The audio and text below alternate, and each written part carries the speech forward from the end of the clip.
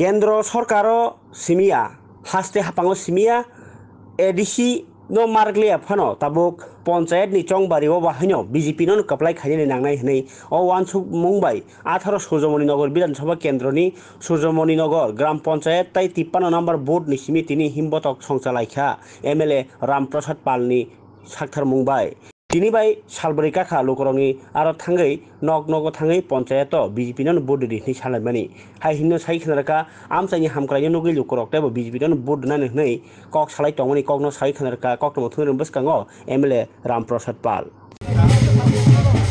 আজকে আমাদের পদযাত্রা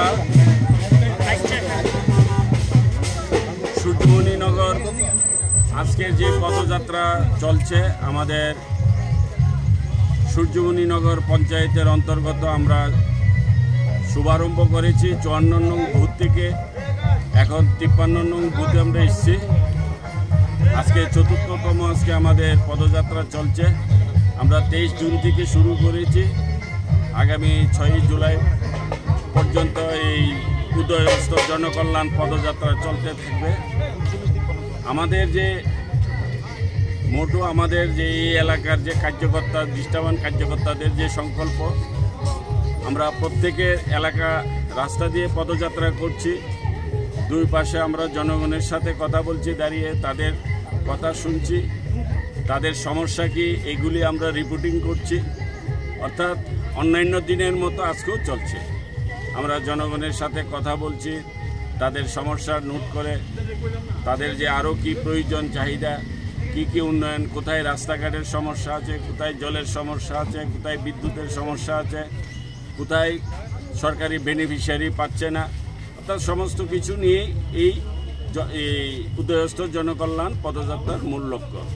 আমরা ভোর 5:30 থেকে আমাদের এই কার্যক্রম শুরু হয় প্রতিদিন, এবং আমরা এই সূর্য অস্ত পর্যন্ত আমরা এই পদযাত্রা করি এবং আজকেও সেটাই হবে। মানুষের কাছ থেকে কীরকম সারা পাচ্ছে, কী দাবি তাদের?